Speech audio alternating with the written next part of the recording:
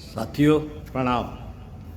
आपको पुस्तक अंतर जगत की यात्रा का ज्ञान विज्ञान भाग 2 लेखक डॉक्टर प्रणव पांड्या साधन पाद पढ़कर सुना रहे थे।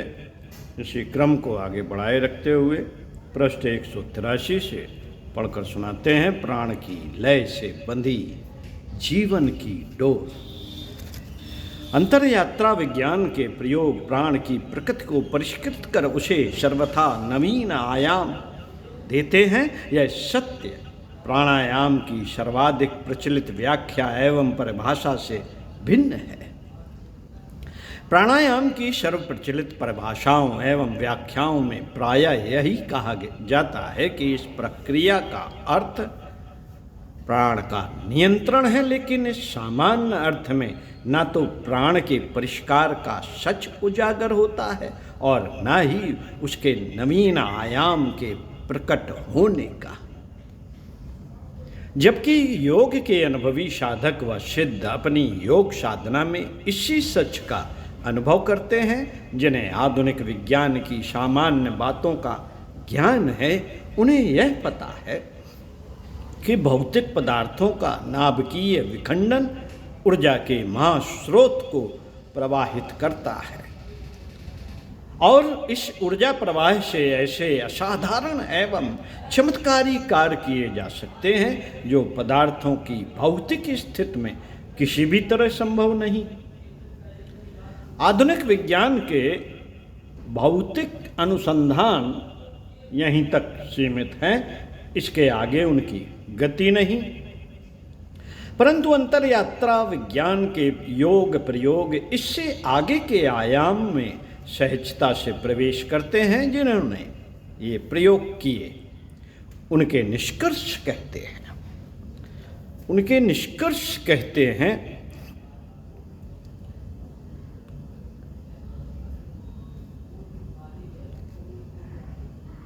कि ऊर्जा का विखंडन भी संभव है। ऊर्जा का विखंडन भी संभव है।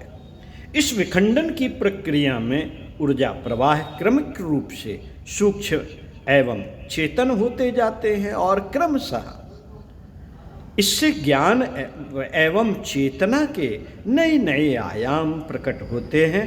यह चमत्कारी ऊर्जा विखंडन जिस रहस्यमयी प्रक्रिया से संपन्न होता है उसे ही योग विद्या के विशारदों ने अंतर यात्रा विज्ञान के वैज्ञानिकों ने प्राणायाम कहा है।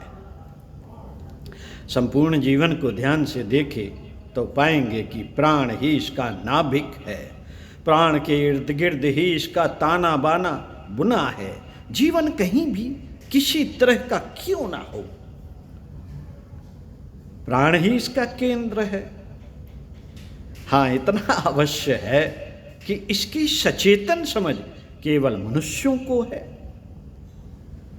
इसके अलावा जीवन की विकास की अवस्था में मनुष्य ही इस स्थिति में है जो प्राण का नाभिकीय विखंडन करने में सक्षम है।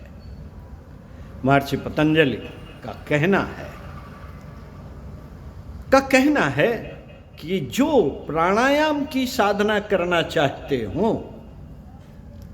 उनके लिए जरूरी है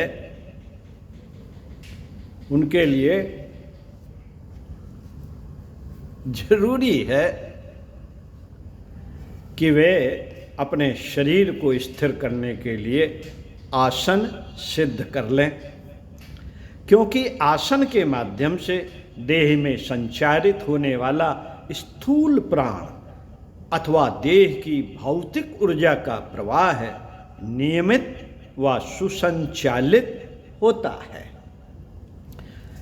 इसकी ऐसी स्थिति बन पड़ती है जिसके आधार पर प्राण के अनूठे व नवीन प्रयोग किए जा सके। प्राणायाम की सामान्य विधि को स्पष्ट करते हुए महर्षि बताते हैं, तस्मिन् सति श्वास प्रश्वासयोर गतिविच्छेदः प्राणायाम। तस्मिन् सति श्वास प्रश्वास योर गतिर्विच्छेद प्राणायाम 2/49। अर्थ, उस आसन की सिद्धि होने के बाद श्वास और प्रश्वास की गति का रुकना प्राणायाम है। श्वास और प्रश्वास की गति का रुकना प्राणायाम है। आसन सिद्ध के बाद का चरण है प्राणायाम। वह सिद्ध होता है श्वास और प्रश्वास पर कुंभ करने से या अचानक श्वास को रोकने से।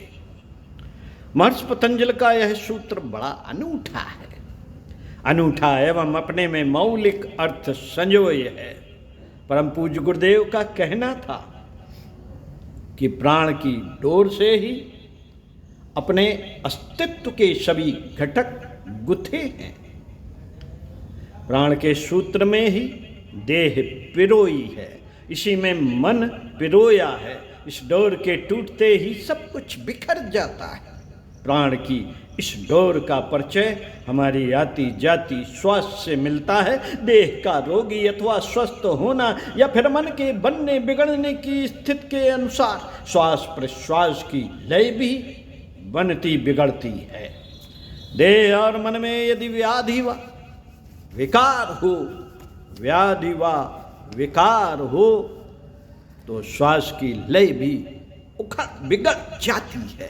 इसके विपरीत यदि शरीर व मन की स्थिति विकार रहित है तो श्वास की लयबद्धता भी बड़ी सुखप्रद होती है।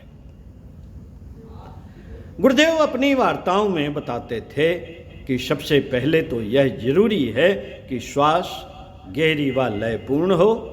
जो यह करने में समर्थ हैं अथवा जिन्होंने गहरी व लयपूर्ण श्वसन पद्धति को अपनी आदत बना लिया है, उनके लिए प्राणायाम का पथ प्रशस्त है।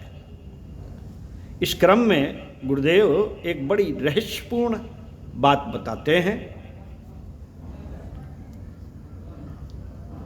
उनके अनुसार जो गहरी व लयपूर्ण श्वसन विधि का अभ्यस्त हो गया है, उसके मन में कभी भी निराशा, अवसाद या उद्वेग आवेग नहीं ठहरते।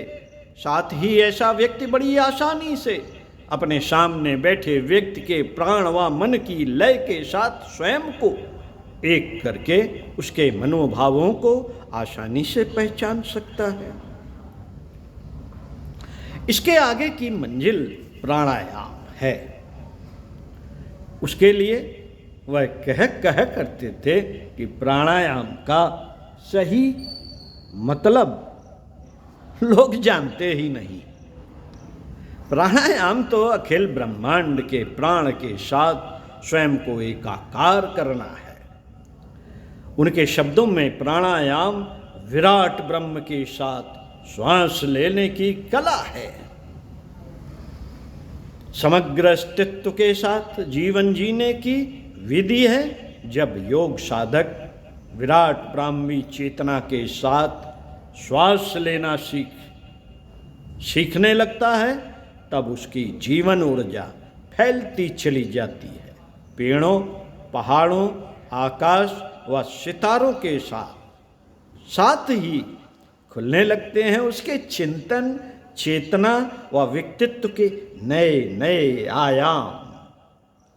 इस क्रम में एक घड़ी ऐसी भी आती है जब व्यक्ति का व्यक्तित्व विराट ब्रह्म के साथ तदाकार हो जाता है। उपनिषद की शब्दावली में वह अनुभव करने लगता है, प्राणो वै ब्रह्म। परम पूज्य गुरुदेव ने इसके लिए सर्वजन सुलभ एक सरल विधि भी आविष्कृत की थी, प्राणाकर्षण प्राणायाम। गायत्री महाविज्ञान में इसकी विधि दी है। इसका संपूर्ण विधान गायत्री महाविज्ञान के द्वितीय भाग में दिया गया है। इसे वहाँ पर विस्तार से पढ़ा जा सकता है। संक्षेप में यहाँ इतना ही कहना है कि इसमें प्राणायाम की अन्य विधियों की तरह जटिलता नहीं। बस स्थिर होकर सुखासन पर बैठकर फेफड़ों में सारी हवा भरी है उसको धीरे धीरे बाहर निकालना। फिर धीरे धीरे श्वास लेते हुए फेफड़ों की वायु से पूर्ण करना है। इसके बाद पुनः नासिका छिद्रों से वायु को बाहर निकालना है और थोड़ी देर तक बिना श्वास के रहना। इसी तरह से बाद में धीरे धीरे श्वास लेते हुए फेफड़ों को पुनः वायु से पूर्ण करके फिर से बिना श्वास के रहना।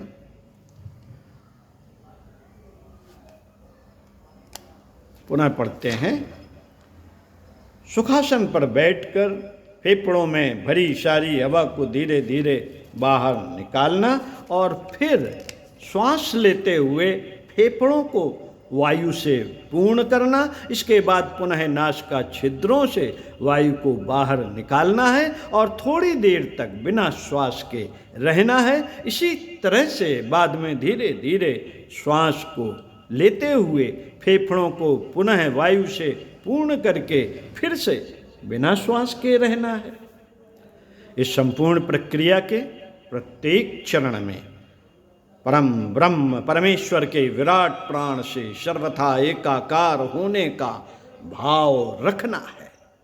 इसकी संपूर्ण विधि गायत्री महाविज्ञान भाग 2 में भी पढ़ी जा सकती है। जिन्होंने भी इस विधि को संपूर्ण भावना के साथ लगातार 3 वर्षों तक किया है, उन्होंने बड़ी ही चमत्कारी अनुभूतियां अर्जित की हैं। इस विधि में श्वास के अंदर व बाहर जो ठहरने के पल हैं, जिसे योग सूत्रकार ने गति विच्छेद की संज्ञा दी है, वे बड़े महत्वपूर्ण हैं। यही पल द्वार बनते हैं विराट की धारण करने का, उसमें स्वयं को समाहित करने का। इन्हीं पलों में प्राणायाम चेतना के अन्य आयामों को अन्वेषित, अवतरित, उद्घाटित करता है। प्राणायाम के स्थूल भेद आपको अगले वीडियो में पढ़कर सुनाएंगे। ओम शांति।